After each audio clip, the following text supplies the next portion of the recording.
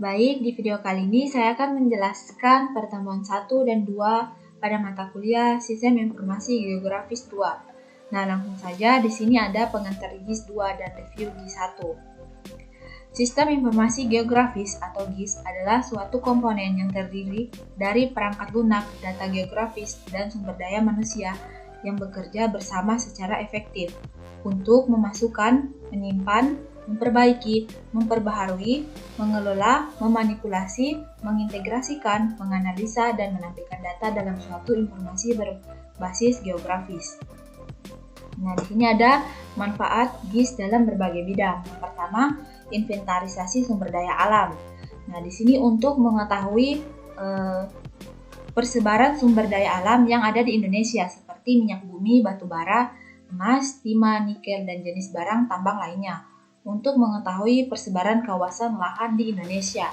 Yang kedua ada perencanaan pola pembangunan. Di sini sebagai acuan perencanaan pembangunan agar pembangunan dapat terencana lebih awal dan tidak tumbuh semraut atau tidak teratur, serta tetap memperhatikan kelestarian lingkungan. Yang ketiga, sosial.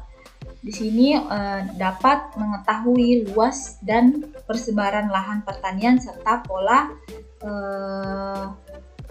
pola drainase atau aliran air dan mendata dan mengembangkan jaringan transportasi. Yang keempat, transportasi. Nah, dalam bidang transportasi ini memiliki beragam manfaat, diantaranya dimanfaatkan dalam memanajemen pemeliharaan, perencanaan perluasan jaringan transportasi, penentuan jalur transportasi yang efektif, inventarisasi jaringan transportasi, hingga untuk menganalisis rawan macet serta bahaya kemacetan. Yang kelima, pengawasan daerah bencana alam. Di sini untuk zona daerah rawan bencana agar meminimalisir jatuhnya korban jiwa, prediksi dan simulasi kerusakan karena bencana alam. Yang keenam, telekomunikasi. Untuk perencanaan, pemeliharaan, dan analisa perluasan jaringan telekomunikasi. Untuk pembangunan sistem informasi, pelanggan, dan fasilitas umum telekomunikasi seperti telepon umum, warnet, dan lainnya. Untuk menginventarisasi jaringan telekomunikasi dan pelanggan TV kabel, antena, parabola, dan jaringan internet lainnya.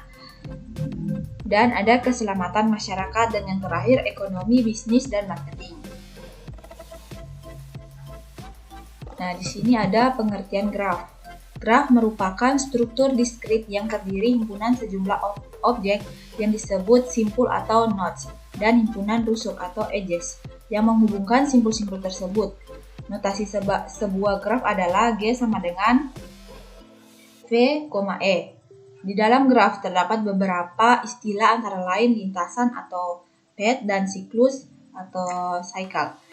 Lintasan merupakan daftar rusuk yang dinyatakan dengan daftar simpul yang dilalui, sedangkan siklus merupakan lintasan yang simpul awal dan akhirnya sama. Dan graf terdiri dari 3 jenis, yaitu graf berarah, graf tak berarah, dan graf kosong.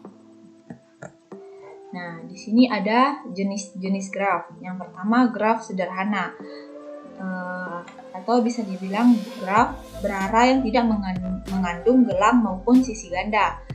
Yang kedua, graf ganda. Graf tak berarah yang mengandung gelang atau loop. Yang ketiga, graf semu, graf yang boleh mengandung gelang. Yang terakhir, graf berarah dan tak berarah.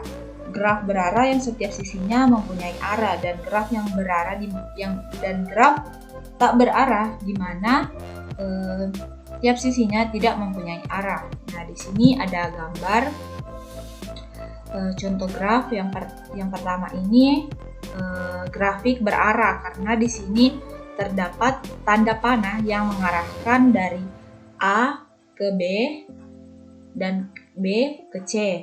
Nah, yang kedua ini grafik berarah juga karena dia memiliki tanda panah, misalnya dari A ke C dan B ke D. Nah, untuk lintasan ini, rute yang kita lalui ini dari Brebes, Tegal, Slawi. Ini dibentuk lintasan di mana dia kembali lagi ke tujuan awalnya. Jadi dari Brebes, Tegal, Slawi. Nah, kemudian ada pengertian hutan, pohon, dan jenis-jenis pohon. Pohon atau forest adalah kumpulan pohon yang merupakan grafik tidak terhubung dan tidak mengandung sirkuit. Pohon rentangan atau spanning tree adalah suatu subgraf dari graf yang mengandung semua simpul. Ada pohon atau tree adalah graf tak berarah terhubung yang tidak mengandung sirkuit. Dan ada pohon berakar atau rooted tree adalah pohon buah simpulnya diperlakukan sebagai akar dan sisinya diberi arah sehingga menjadi graf berarah. Dan yang terakhir, pohon binary atau binary tree adalah pohon berakar yang setiap titiknya memiliki paling banyak 2 anak dan setiap anak ditunjukkan sebagai anak kiri dan anak kanan. Nah, di sini ada terminologi pohon berakar.